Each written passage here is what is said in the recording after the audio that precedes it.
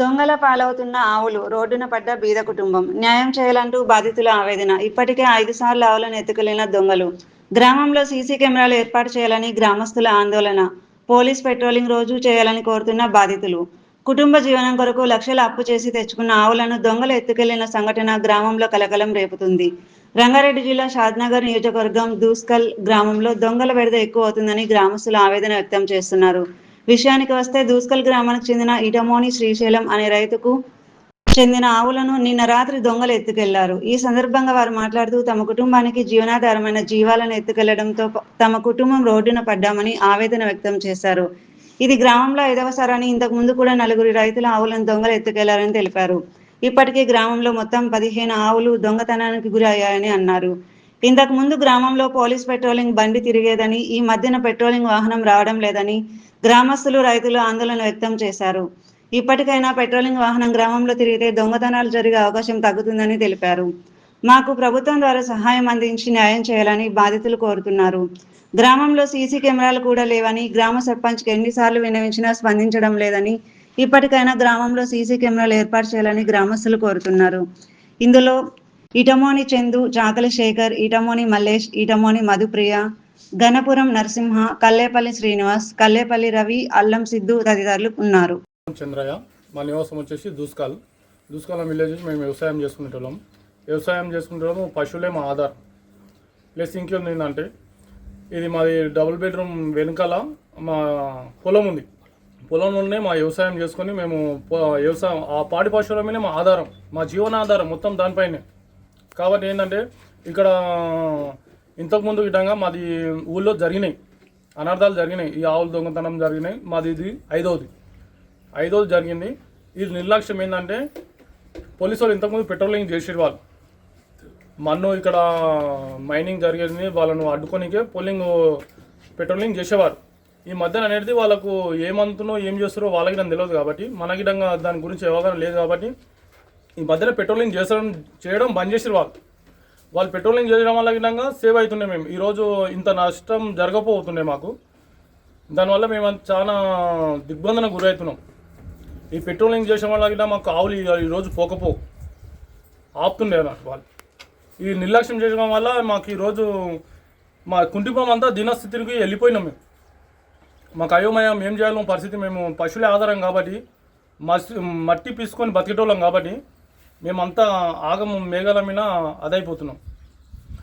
ఇది మా ఊళ్ళో జరగడం ఇది ఒకటి 5వసారి.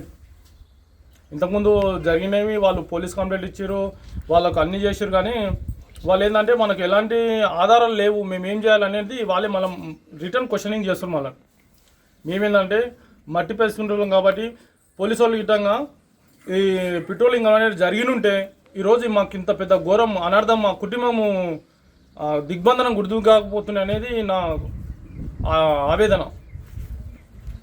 ఇప్పటికైనా పోలీసు వాళ్ళు నిర్లక్ష్యం వదిలిపెట్టి ఇప్పటికైనా పెట్రోల్ ట్రోలింగ్ వాళ్ళు ప్రతి గంటకు, ప్రతి అర్ధగంటకైనా సరే, గంటకు మినిమం గంటకు వచ్చేటట్టు పెట్రోలింగ్ ఇట్లకైనా చేస్తే ఇలాంటి అనర్థాలు అరికట్టవచ్చని నా ఆవేదన వ్యక్తం చేస్తున్నారు రైతుగా.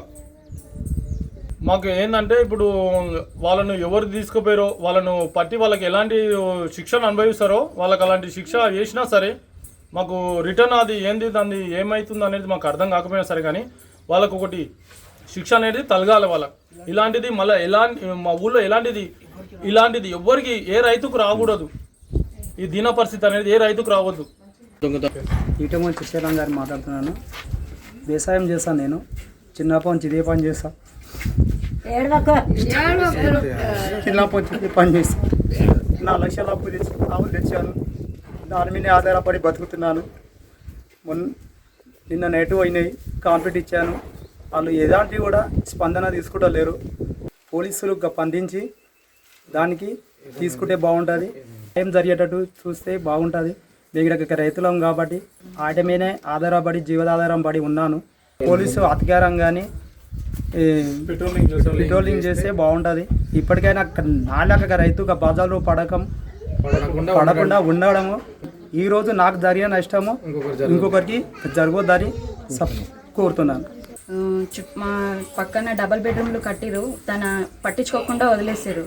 డైలీ ఒక 10-15 మందిలాగా వచ్చి వెళ్తున్నారు. మాకు ఎవరు మంచి అది డబల్ బెడ్రూమ్ కోసం వస్తున్నారో అర్థమవుతలేదు, వేరే వాళ్ళు వస్తున్నారో అర్థమవుతలేదు. మేము మా పొలం పక్కనే ఉండడం వల్ల మా ఆవులు చోరికి గురైనాయి నిన్న నైటు. మేము అనుకోని పరిస్థితుల్లో ఈ స్థితిలో ఉంటామని మేము ఎప్పుడు అనుకోలేదు. గత 40 సంవత్సరాలుగా మేము ఇదే ప్లేస్లో ఆవులని 40 సంవత్సరాల నుంచి కాస్తున్నాము. ఇలాంటి పరిస్థితి ఎప్పుడు రాలేదు మాకు. ఈరోజు మా కుటుంబము ఎంత దీనమైన స్థితిలో ఉందంటే, ఒక మనిషి ఇంట్లో చనిపోతే ఎంత బాధ కలుగుతుందో ఈరోజు మా పరిస్థితి అలా ఉంది. ఇప్పటికైనా పోలీసులు స్పందించి పెట్రోలింగ్ లాంటివి చేస్తే రేపు ఫ్యూచర్లో ఇలాంటివి ఇంకొకరికి ఇలాంటి మా పరిస్థితి రాకుండా ఉంటుందని నా మనవి అంతే.